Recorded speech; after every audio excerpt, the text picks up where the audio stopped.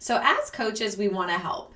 And we want to help our clients to experience growth, changes, and ideally results, right? This is not a bad thing, but let me tell you what is.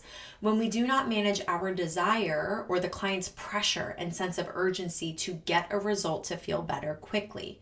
This is not saying motivation and readiness are wrong, okay? But what I see happen in the coaching space sometimes is that coaches will skip the setup and jump prematurely into problem solving, meaning we will try to solve issues or fix problems before truly understanding what they are. And this presents a few potential issues. First, it's like putting a Band-Aid on a broken bone, and it can give a client a placebo effect, right? That they feel good or experience progress quickly, but it's short-lived because it did not address the root issue, so their results aren't going to be sustainable long-term. Second, it can actually waste valuable coaching time because of something I like to call the boomerang effect. So this is very frustrating to clients and can fuel unnecessary doubt and helplessness, because what can happen is when they experience progress quickly, but it doesn't actually address the root issue, and it's just behavioral versus on the thought level or the emotional level or just addressing the underlying trigger. When the coaching slows down, when they experience external circumstances, when there's a challenge, when there are stressors, when the coaching ends and they don't have that support and their behavior reverts back to their baseline, not only are they going to go to their baseline, a lot of times they're going to go even further back. And that's going to make them feel doubtful and defeated and frustrated. And they might even blame coaching. Okay, so that's what I like to call the boomerang effect, and that is not a good thing to experience, okay? And third, it can create stagnation and build resistance because the client is not actually even ready to do the work. They might be willing, they might even be preparing, but those are both different than being ready and action-oriented. And when coaches jump right into changing the behavior to get a result, they will get frustrated when clients don't follow through, and it's not because they're resistant or difficult, it's because they weren't actually ready, and this might be the underlying reason. So let me break down the underlying stages of readiness and what problem solving and what goals should look like in each stage to really set your client up for progress and a successful coaching experience. Now, before we dive in, let me say with coaching, this shouldn't be a huge issue because of the type of client you're working with. But you still do need to do your due diligence and assess where is your client in regards to their level of readiness to ensure that you're coming up with goals and interventions that fit where they are. And here are the stages, and we're going to break them down one by one. They are unaware, aware but unwilling, willing and getting ready, trying but getting stuck, working and making progress, maintaining gains, and reverting to baseline. Again, ideally, your coaching client is either already trying and maybe they're getting a little stuck, or maybe they're working or maintaining their gains. Those are the ideal clients for coaching. But let's say you're contracted with a client who's still unaware, or they're unwilling, or they're still getting ready. It might be a little premature to recommend a behavioral change just yet because they're still unsure if there's even a problem, or if they're even willing to work at solving it. And they might need more support around some of those earlier stages, like working on creating clarity and motivation and strategy on how and why to change something. So here are my tips to help you inform interventions based on each stage of readiness from beginning to end. So let's say you have an aware client. What you want to focus on with these individuals is helping the client understand and maybe even take it a step further to consider that their behavior might potentially be an issue. They might not have just yet experienced a negative consequence, so they might still have some denial or a lack of motivation or a lack of care to change. It might not be worth the effort or energy just yet. And in this stage, instead of trying to get them to change and beating them over the head with why it's bad, you actually want to focus on exploring without judgment potential negative consequences if their current behavior continues and if nothing changes long term. Now, let's say you have a client who's aware but unwilling. I would say these actually aren't great coaching clients in general, but there are some things you can do to still support them. Now, what this is when they're thinking about moderating or changing their behavior, but maybe they're not actually willing or wanting yet. They're potentially open to learning, but they're not ready to commit, and they're definitely not ready to implement any suggestions just yet. So here what you want to do, again, instead of forcing them to change or implementing a behavioral intervention, you want to gather information without judgment. And what that's going to do is it's going to help elicit motivation versus confronting the client to change. And this can be done by actually presenting positive case examples that they might be aware of by people in their life or people in their sphere of influence or people that are just famous. Maybe you ask some really great questions to explore potential desires and their values and discussing what could be better if they did consider or even try some of these changes. Ideally, this does increase their willingness. So now if they're aware and willing, maybe this is where we start moving into the stage of getting ready.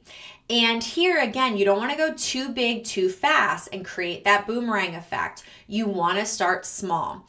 And so what small actions look like in a coaching container is not only gathering information, but maybe gathering resources, maybe trying a couple things out, maybe asking for help. Now, don't be surprised if they aren't super motivated yet or super consistent or aren't completely excited. There might still be some nervousness or confusion still present, and that's okay. The goal here is not to feel confident or clear, it's to feel committed. And so you want to remain supportive. You want to keep presenting them with options. You want to keep exploring the reasons why this would be worth it and instill hope that they're capable of doing this, and maybe start co-creating an action plan, which would move your clients into that next stage, which is trying. Now, maybe they're trying and failing a little bit, which is okay. That's the power of coaching. Ideally, they're trying and experiencing some small wins. Now, before I move into what this stage looks like and how you can show up as the coach, I do want to say, I know I'm presenting these in a linear way, but clients actually do move in and out of these stages of readiness. So make sure that you're monitoring that and meeting them where they're at. Do not have the expectation that they're just going to perfectly go from one stage to the next. That would be ideal, but it doesn't always happen. So again, let's say your client's trying and maybe they're failing forward, or maybe they're trying and they're having some progress and building momentum. But basically this stage is going to look like an individual trying some things out, experiencing some success, but not consistently. It's going to be a little back and forth. And this stage can be very stressful and difficult, and without support can create feelings of helplessness.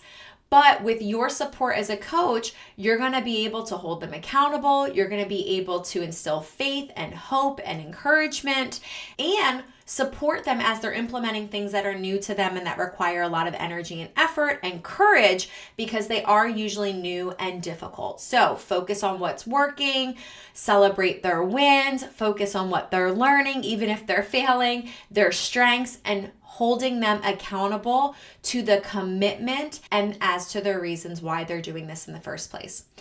And ideally, they stay in this stage for a while until it starts to click, until it starts working, until it starts becoming clearer or easier. And here is when they might start to achieve some results. And depending on your client and their goals and their starting point and their end point, this stage can be quick or take a while, and it could require more gradual action if there is like not only a thought deficit but a skill deficit, and it takes time to kind of conquer that.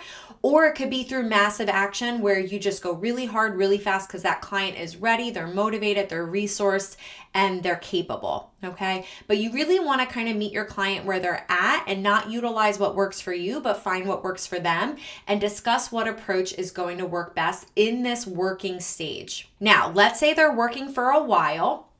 Ideally, eventually they're going to enter a maintenance stage. I think a lot of times people experience success and they think, oh, I'm good. Maintenance stage actually takes a while. Depending on the goal, it can take anywhere from 90 days to 2 years. So in terms of behavior, if you do something consistently within 90 days, it can start to become a little easier. It's not effortless. It still does take effort and intention, okay, and planning and strategy, but it could be a little easier within 90 days behaviorally. If it's a mindset issue, if it's a new belief system, if it's a behavior that borderlines on abuse or addiction or maladaptive or trauma related, it might take closer to that 2-year mark because we're actually breaking down neural pathways and building new ones. So just make sure that those expectations are really clean around how long it takes to get into this maintenance stage. And that's why when you are coaching clients, I would recommend 3, 6, and 12 month packages. But I digress. Let's get back. The point here is that this is the goal, to get the client into the maintenance stage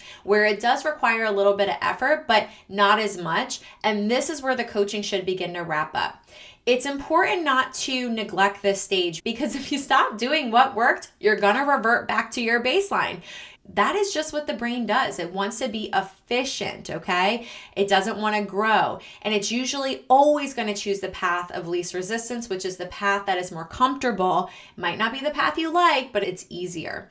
And it's important to make sure that when you are talking about this stage with your clients, you identify what worked and come up with some rituals and habits that might not be as intense, as often, or as long, but are somewhat consistent to prevent reverting all the way back to that baseline. And another task in this stage would be to actually develop a relapse prevention plan so that the client addresses ahead of time any potential barriers that might get in the way. And you collect all of this information throughout your working relationship, and you make sure that you review that before you wrap up with the client to ensure their success continues even after the coaching ends. So when you keep these levels of readiness in mind, not just motivation or urgency to change, but true levels of readiness, when you are assessing your client and coming up with goals and recommendations, it's really going to set the coach and the client up for success and facilitate meaningful growth that's going to last and is going to be sustainable, which will increase the value of your coaching. And when clients have positive coaching experiences, it not only helps them, but it helps the coach, and it helps your business, and it helps the industry. So be mindful to manage that invisible urgency and pressure for change. Although it's good intentioned, a lot of times it's just coming from a symptom relief place, and discern that motivation for pressure and problem solve based off of the levels of readiness, not just the spoken levels of motivation. Okay. This is a skill that you'll hone as a coach. And if you like this episode, I would encourage you to subscribe. That way you don't miss every single time a new video drops, so that you can take notes and improve your coaching skill and add to your coaching toolbox. Thank you for listening. Please throw in the comments what you liked about today, and if any of these tips resonated, and if you have any questions that I can answer for you to really support you and your clients.